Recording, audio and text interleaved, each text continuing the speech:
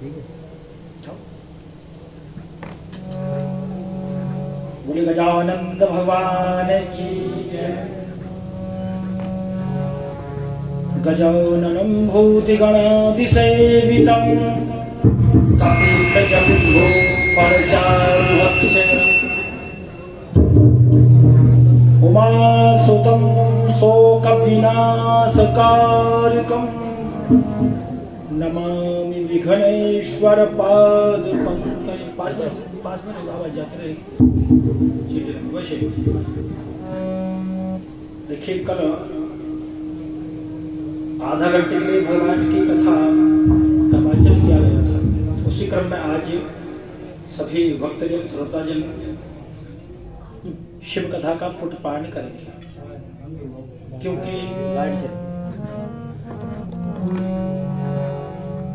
भगवान की कथा सबने सुना है। जिसने सुना नहीं है वहां धर्म अर्थ काम और मोक्ष की प्राप्ति हो नहीं पाई। विगत दिवस का जो प्रसंग था कि भगवान शिव सती जी को साथ लेकर के अगस्त्य जी के आश्रम पर जो पहुंचे, अगस्त्य जी ने अपने आसन को छोड़ करके, व्यास गादी को छोड़ करके थाल उठाया, पूजन का दौड़े भगवान शिव का पूजन करने के लिए। क्यों? इसलिए कि भगवान शिव संसार के सागर, ज्ञान के सागर, और कुंभज ऋषि मानो जिनका घड़े से जन्म हुआ हो, वो ज्ञान के गागर, और भगवान शिव ज्ञान के सागर। होता तो यह है कि गागर को भरना है तो वो सागर में जाए, पर नहीं, यहाँ स्वयं मूर्तिमान सागर गागर के पास आया है। व्यास जी जो व्यास मंचन कर रहे थे, अगस्त्य जी, क्योंकि जो व्यास मंच का मंचन करता है उसको व्यास के नाम से संबोधन किया जाता है। अगस्त्य जी उठ करके, सती जी ने कथा को नहीं सुना, अंततोगत्वा डिमोशन हुआ, अवनति हुई। क्योंकि कथा सुनने से तरक्की होते हैं, उन्नति होती है, प्रमोशन होता है। कथा न सुने तो अवनति और डिमोशन होता है। इसलिए कथा को सुना जाए, और कथा सुन करके जिसकी कथा सुने उनका मन ही मन हमें ध्यान करना चाहिए। लोग तो पता है कथा सुनकर जब आते हैं तो 50 गलती तो व्यास जी में निकालते हैं, 1000 गलती जो कथा का आयोजन कराते हैं वो उनमें निकालते हैं कि व्यास को कहाँ से पकड़ के लाए, हमको बताते, हम लेकर आते बहुत अच्छे व्यास जी, पंडाल ऐसा होना चाहिए, ये वैसा होना चाहिए। कुछ लोग तो पता है कि कथा में जब जाते हैं ना तो 3 घंटे चकर चकर चकर चकर पता ही नहीं चलता है, और कथा का क्रम पूरा हो जाता है, पर उनकी अपनी कथा बंद होती नहीं। तो कथा को जीवन में अवश्य सुनना चाहिए। जैसे ही भगवान शिव आगे बढ़े तो विचार किया भगवान का दर्शन हो जावे, तो राम जी गुप्त रूप से अवतार लेकर के और पिताजी की आज्ञा का पालन करके जैसे ही वनगमन में आए और रावण ने मातेश्वरी का अपहरण किया, भगवान राम नरलीला करते हुए जा रहे थे, और शंकर जी ने जब देखा तो दूर से ही प्रणाम किया। जय सच्चिदानंद परधाम। भगवान ने जैसे ही सच्चिदानंद कह करके शिव जी ने राम जी के लिए प्रणाम किया। जब प्रणाम किया तो उनको थोड़ा संशय हुआ सती जी। पहली बात तो यह है कि इतने जब श्रद्धा थी तो दूर से प्रणाम क्यों किया? जिसका ध्यान करते चले आ रहे थे कि भगवान का दर्शन हो जावे, और जब दर्शन हुआ तो दूर से प्रणाम किया। भगवान शिव के मन में जो भाव था दूर से ही प्रणाम किया, राम जी के पास नहीं गए। क्यों? स्थिति भी देखना चाहिए। मान लो किसी के घर चोरी हो जाए और तुम पहुंच जाओ, पीट ठोकर कहो भाई कैसे हो, वो कहेगा 2 दिन बाद पूछ लेता आज तो चोरी हुई है। मातेश्वरी का अपहरण हो गया, जानकी जी का हरण हो गया, भगवान विषाद कर रहे हैं, लीला में किसी प्रकार का विक्षेप ना हो, तो शंकर भगवान ने दूर से ही प्रणाम किया, दूर से प्रणाम किया। जैसे जो रामलीला का मंचन करने वाले होते हैं ना, वो पात्र सब गुण के चुन के लाते हैं, जो अभिनय करने वाला हो। ऐसा नहीं कि मंच की शो को खराब कर दे। एक बार रामलीला में क्या हुआ, रामलीला में एक बार क्या हुआ कि एक रावण की तबीयत खराब हो गई, अस्वस्थ हो गया, जो अभिनय करता था रावण का। दूसरे व्यक्ति को बात करके पैसों से लाए।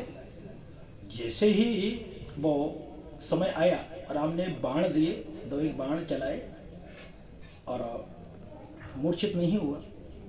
व्यासी ने चौपाई बोली, जो मूर्छा की चौपाई है, तब भी मूर्छा नहीं आई। व्यासी ने अपनी भाषा में बना के चौपाई, क्योंकि व्यास कुशल होता है, जिसकी जैसी भाषा होती है वैसी भाषा में वो काम करता है। तो व्यास जी ने कहा, राम और रावण जुत्था में जुत्था रामा, राम और रावण, फिर भी नहीं वो गिरा।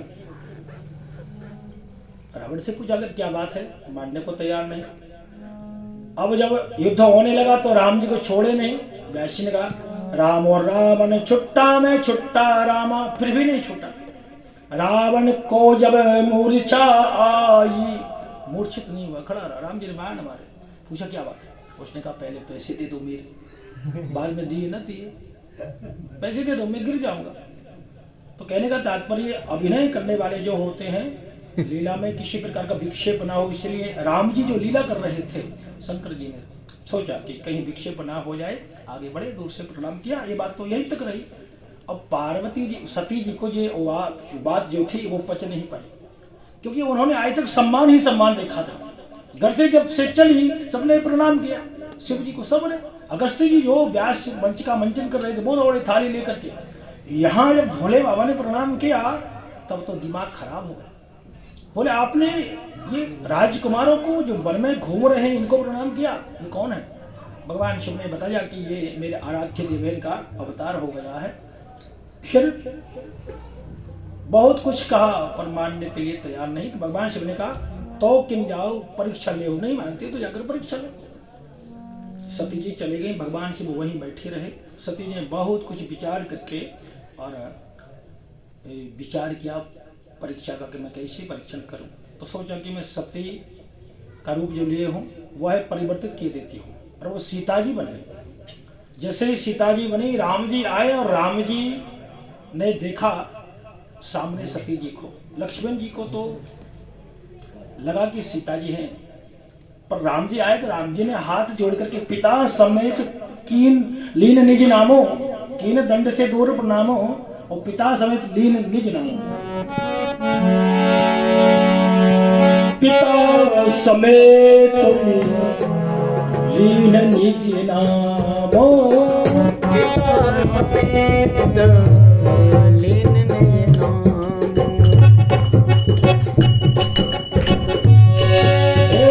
पिता समेत लीन निज नामो, पिता समेत लीन निज नामो। कीन दूर दंड प्रणाम, दूर से प्रणाम किया। मान लो पिता समेत सती जी सीता जी बन गई। मान लो सीता जी ही होती तो राम जी क्या पिता का नाम लेकर प्रणाम करते कि मैं महाराज चक्रवर्ती दशरथ का पुत्र तुम्हें प्रणाम कर रहा हूँ। कोई पति अपने पत्नी को कई वर्ष बाद ये कहे कि मेरे पिताजी का नाम ये है, मैं तुम्हें प्रणाम करता हूँ। तो सती जी ने मन में सोचा कि हमारी पोल खुल गई, जो बनाया था, जो छल किया था, जो कपट किया था, सब खुल गया। सती जी को चिंता हुई। यत्र तत्र जो रूप था सब दिखा। राम लक्ष्मण जानकी का आंखों को बंद किया, भगवान की माया को सिर नवाया, और भगवान शिव ने विलंब हुआ तो आंखों को बंद किया, क्योंकि भगवान शिव तो घट-घटवासी हैं। शिव जी ने जैसे ही आंखों को बंद करके ध्यान किया, गंगा तरंग रमणीय जटा कलापम, गौरी निरंतर विभूषित वाम भावम, नारायण प्रिय मनंग मदापहारम, वाराणसीपुरपतिम भज विश्वनाथ। भगवान ने सोचा कि देर क्यों हो गई, आंखों को बंद किया तो सब जान गए। सती जी जब आई, सती जी से पूछा कि ले ली परीक्षा? बोले कहाँ स्वामी, जैसे आपने प्रणाम किया था वैसे मैंने प्रणाम कर दिया। ये सती जी की कथा नहीं, हर घर की कथा है, सारे संसार की कथा है कि लोग क्या करते हैं, जरा सी गलती हो जाए ना तो छोटी गलती को छुपा लेते हैं, क्योंकि बड़ी गलती तो किसी से छिप नहीं पाती, छुपी ही नहीं पाती। छोटी सी गलती हुई दबा लेते हैं। अब छोटी गलती को दबा लिया ना तो पक्का है, स्वाभाविक है कि गलतियां पर गलतियां करता रहेगा वो, क्योंकि उसको दबाने के लिए दूसरी गलती, उसको दबाने के लिए दूसरी गलती, फिर दूसरी गलती, ऐसी गलती धीरे धीरे होती रहती। अब वो गलती कहो या पाप कहो या हमारे जो कर्म किए थे पुराने, जो अच्छे कर्म नहीं थे उनका उदय कहो, कुछ भी कहो। जैसे कि हम कोई पाप कर्म करते हैं तब उसका हमें प्रायश्चित करना चाहिए, ठीक उसी प्रकार कपड़ा गंदा हो गया ना, कपड़ा गंदा हो जाए तो धीरे धीरे करके साबुन और केमिकल जो भी है धीरे से दाग को छुटा लो ताकि वो दाग छूट जाए। छूट जाएगा तो ठीक है, कहीं छूट नहीं पाया ना तो फिर उस कपड़े को धोबी घाट पर भेजना पड़ेगा और ठीक से कुटाई हो गई कपड़े की और उसका दाग छूट जाएगा। ऐसे ही प्रायश्चित, थोड़ी बहुत गलती हमसे हो जाए तो प्रायश्चित करना चाहिए और गलती बता देना चाहिए। गलती सबसे होती है, बता दो तो कोई गलती नहीं है, जब तक नहीं बताई वो गलती है, और बता दिया तो कोई गलती नहीं है। एक गलती को छुपाने के लिए और कई गलती करते हैं लोग, ये नहीं होना चाहिए। सती जी ने गलती को छुपाया, झूठ को छुपाया। बोले मैंने कहा परीक्षा लिए है। आगे जब चले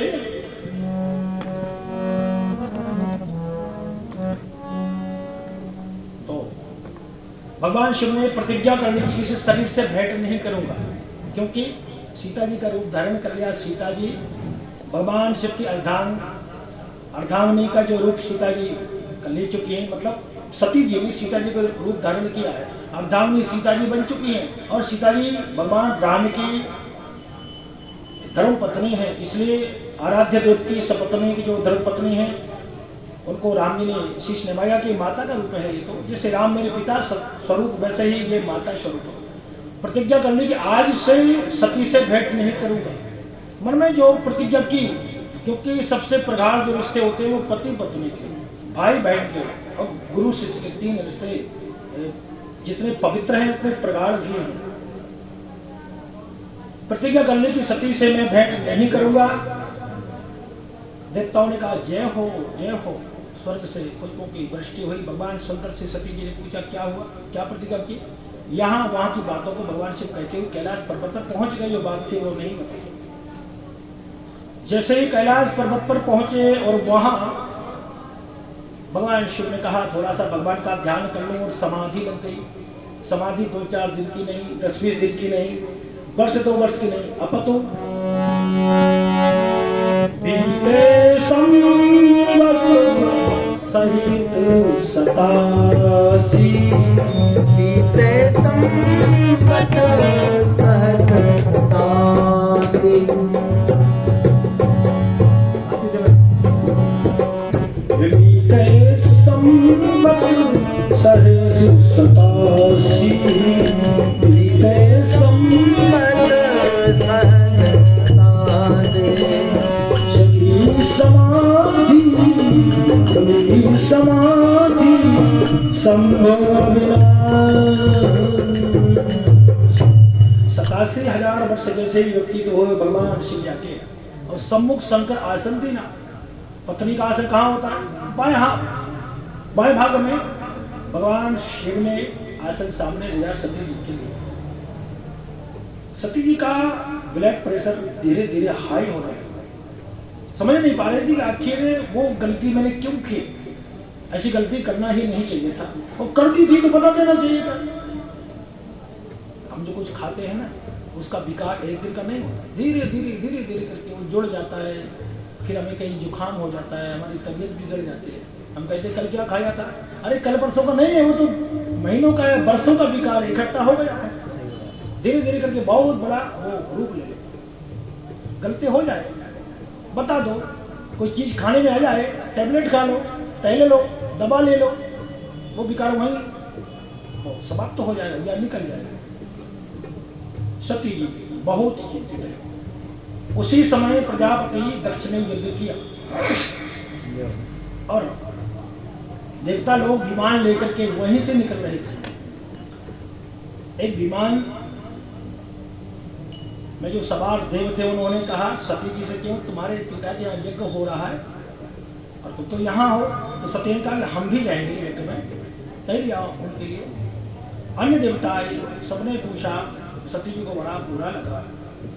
ये देवता लोग ना, रोड होती तो कोई बात अलग थी कि वहीं से निकाले, कैलाश पर्वत के ऊपर से विमान निकाल रहे थे, क्योंकि जब किसी का अनुभव हो जाए ना तो सबको आनंद आता है। समझाने वाले बहुत कम मिलेंगे, बल्कि जुझाने वाले बहुत ज्यादा मिलेंगे संसार में। भगवान शिव से सती जी ने प्रार्थना की, बोले स्वामी मेरे पिताजी यहाँ यज्ञ हो रहा है। भगवान शिव ने कहा ये तो संसार है, किसी के यहाँ यज्ञ होता है, किसी के यहाँ कथा, किसी के यहाँ भंडारा होता है, इसमें क्या बड़ी बात है। बोले स्वामी मेरी इच्छा है कि मैं जाती। शिव जी ने कहा देवी बिना बुलाए किसी के यहाँ नहीं जाना चाहिए। माता पिता गुरु के यहाँ कभी भी बिना बुलाए जा सकते हैं, पर वहाँ भी थोड़ी अनबन हो जाए ना तो जाना ठीक नहीं है। भगवान शिव ने मना कर दिया। तो सती जी ने कहा, बोले स्वामी तुम बहुत होशियार हो, सर्वज्ञ हो, सब कुछ जानते हो, पर मैं मानती हूँ कि व्यवहार के मामले में थोड़े कम हो, आप जानते नहीं। अरे हम मायके नहीं जाएंगे, हम किसी के यहाँ नहीं जाएंगे, हमारे यहाँ कौन आएगा। भगवान शिव बोले कोई नहीं आएगा तो माला लेकर के भगवान का जप करेंगे, भजन करेंगे। सती जी नहीं मानी और सती जी जाने लगे भगवान से उन्मुख होकर। सती शंभु से हट करके वो मायक चली, कुछ तो सोचत है बुरा मन में, सोचत है भली।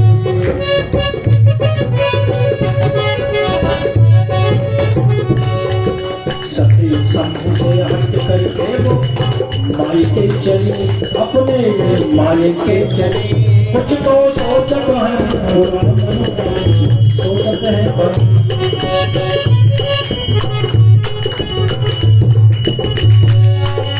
सादर भले मिली निज माता बहन मिली सुगाता, सादर भले निज माता भक्ति मेरी बहुत मुस्काता, सादर भले मिली निज माता बहन मिली सुगाता, सादर भले निज माता भक्ति मिली बहुत मुस्काता।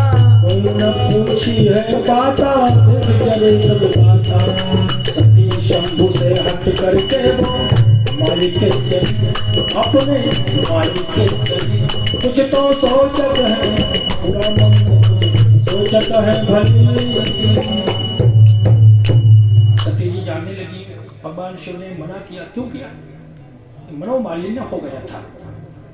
एक समय की बात है जब दक्ष प्रजापति हुए और प्रजापति जो बने तो जगह जगह उनकी सभाएं हुई, जगह जगह स्वागत तो हो, हर जगह। एक सभा में सभा रखी गई, उसमें प्रजापति दक्ष आए तो सबने उठ करके प्रणाम किया, सबने दंडवत किया, हाथ जोड़ करके, सब माल्यार्पण किया, फोटो खिंचाया, सबने माला डाली। ध्यान दें, नेता लोग जब जाते हैं ना सभा में, ये माला डालते हैं, उन पर ध्यान नहीं जाता, हाथ जोड़ते हैं, नहीं देखते उनको, वो देखते हैं कि हाथ किसने नहीं जोड़े हैं, माला किसने नहीं डाली है, किसको हमारा ये पद पाना बुरा लगा। तो दक्ष प्रजापति ने किसी को नहीं देखा, सभा में से 3 लोग नहीं उठे, भगवान विष्णु, ब्रह्मा जी, भगवान शिव। दक्ष ने देखा तिरछी नजर से, बोले अच्छा ये पिताजी हैं हमारे, कोई बात नहीं, छोड़ दो पिताजी को। भगवान विष्णु को बोले ये तो पिताजी के पिताजी हैं, पर बाबा है। पर भगवान शंकर ये तो दामाद है, दामाद तो पुत्रवत होता है, दामाद को खड़े होकर के स्वागत करना चाहिए। भगवान शिव ने स्वागत नहीं किया, क्रोधित तो हो गए। भगवान शिव तो आंखें बंद किए हैं, कौन आ रहा है कौन जा रहा है, कोई मतलब नहीं संसार से। क्रोधित हुए दक्ष, जहां अग्नि थे, ऋषि भी थे उस सभा में, और क्रोधित होकर के कहा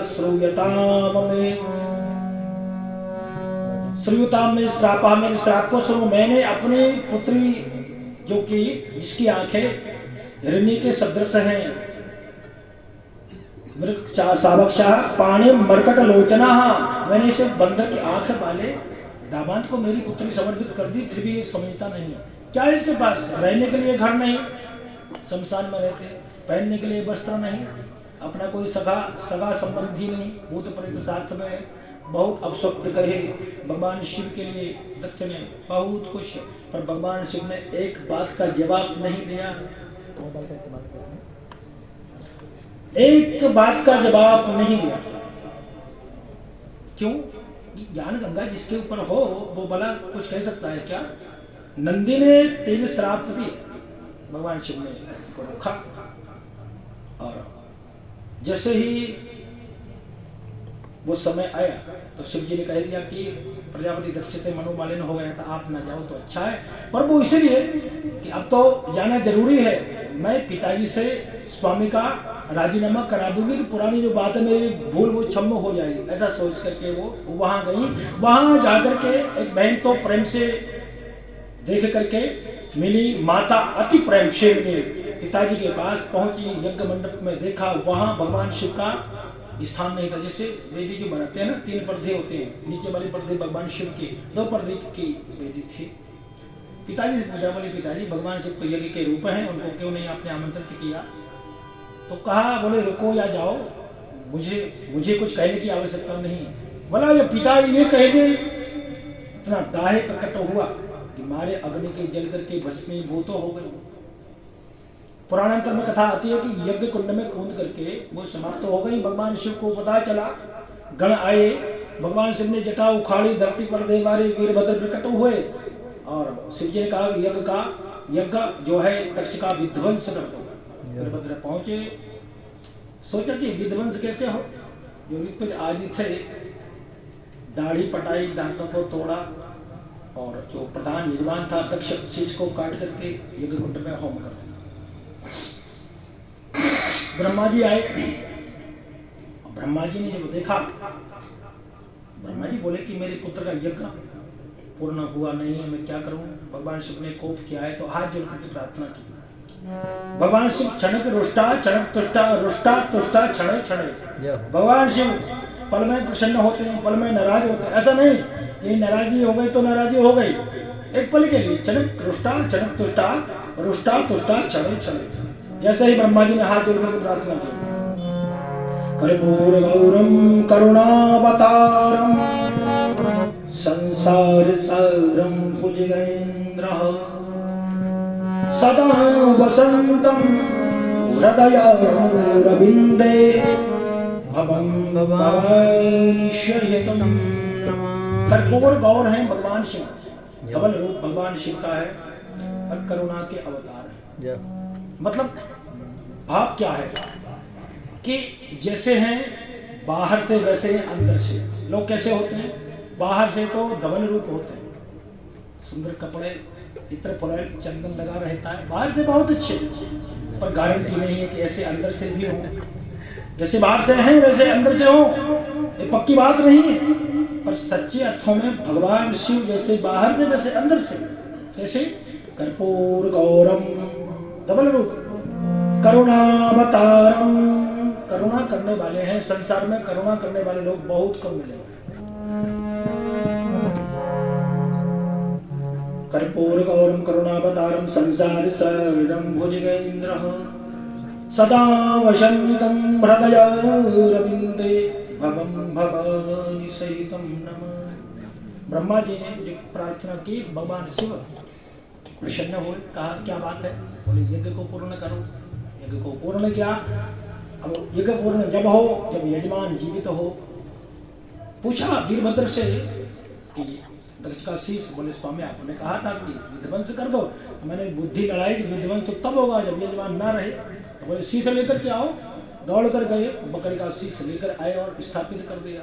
इसका भाव क्या है कि जब हम अहंकार करते हैं तब हमको बकरा बनना पड़ता है। इसलिए अहंकार कभी भी जीवन में नहीं करना चाहिए। व्यक्ति कभी बड़ा नहीं होता, ना पद बड़ा होता है। लोग मान लेते हैं कि हम बड़े हैं, हमारा पद बड़ा है। समय बड़ा होता है। जिसका समय आज अच्छा है वो बड़ा है, कल उसका समय अच्छा रहे न रहे। तो ये समय की बात हुआ करते हैं। बस ये यज्ञ को जैसे ही पूरा किया और इधर सती जी ने हिमाचल के यहाँ जन्म ले लिया, प्रकट हो गई, पार्वती रूप में प्रकट हुई और भगवान शिव भीतर आगे हो गए, घर को छोड़ दिया, इधर उधर यत्र तत्र राम जी की कथा को सुनाने लगे। जहाँ कथा हो रही होती वहां सुनते और जहाँ कथा नहीं हो रही होती वहां स्वयं वक्ता बन के सुनाते थे। तो शिव कथा का आशय यह है कि हम अपने आप को परिवर्तित करें, हम अपने आप को सुधारें। परीक्षण करना बहुत मुश्किल की बात है। अक्सर आपने देखा होगा कि हल्की हल्की बातों को लेकर के लोग गर्म हो जाते हैं, जरा सी बात को। एक राजा के यहाँ, ध्यान दें, एक राजा के यहाँ, बस 2 मिनट लगेंगे, ध्यान इधर ही रखें। एक राजा के यहाँ हीरो का व्यापारी आया, जैसे आइए, राजा के यहाँ हीरो का व्यापारी आया और 2 हीरे लेकर के आया, और उसने आकर के वहां राज दरबार में प्रतिज्ञा की कि 2 हीरे हैं, एक असली हीरा है, एक नकली हीरा है, और जो बता देगा कि असली हीरा कौन सा है, नकली कौन सा है, उसके लिए इनाम दी जाएगी। जाकर सबने परीक्षण किया, राजा ने देखा हीरा हूबहू जैसा असली वैसा ही नकली, खूब देखा, हीरे को देखा लेकर परीक्षण किसी से नहीं हुआ, दरबारियों को दिया गया। दरबारियों ने हीरा को देखा, हीरा हूबहू एक जैसा देखने। दरबारियों ने कहा कि हमको ये परख नहीं आ रही है कि असली कौन सा है, नकली कौन सा। शर्त ये थी कि हीरा असली होगा तो हीरे को छोड़ दूंगा, व्यापारी का हीरा आपको समर्पित कर दूंगा, नकली हुआ तो तुम्हारा राज्य मुझे देना पड़ेगा राजा से। सबने परीक्षण किया, परीक्षण नहीं हो पाया, तो राजा से कहा कि अब शर्त के मुताबिक, शर्त के अनुसार राज हमें दो। तो एक अंधा व्यक्ति बैठा था, उसने कहा राजन महाराज एक मौका मुझे दिया जाए। तो लोग हंसने लगे, सब लोग सभा, सब जिनको आंखें हैं वो नहीं देख पा रहे, ये क्या परीक्षण करेगा।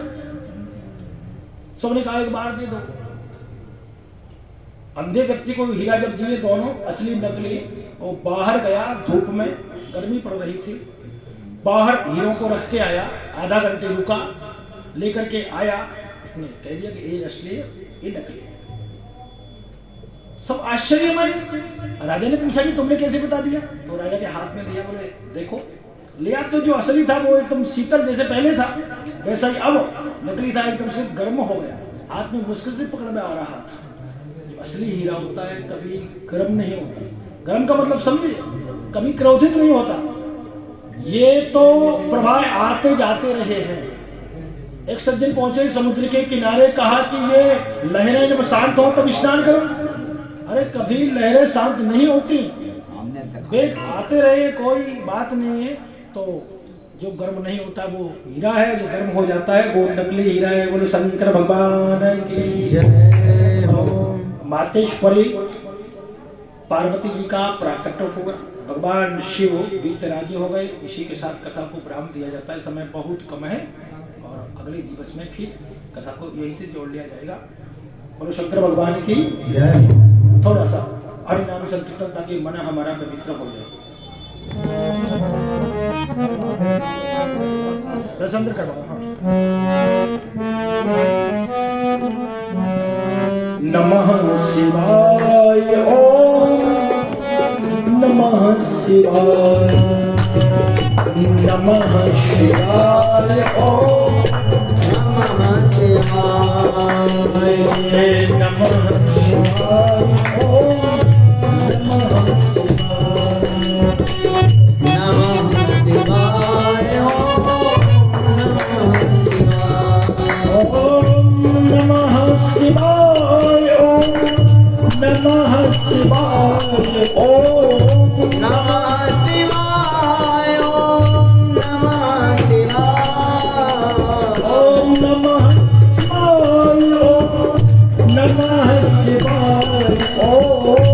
नमः शिवाय ओम नमः शिवाय नमः शिवाय ओम नमः शिवाय।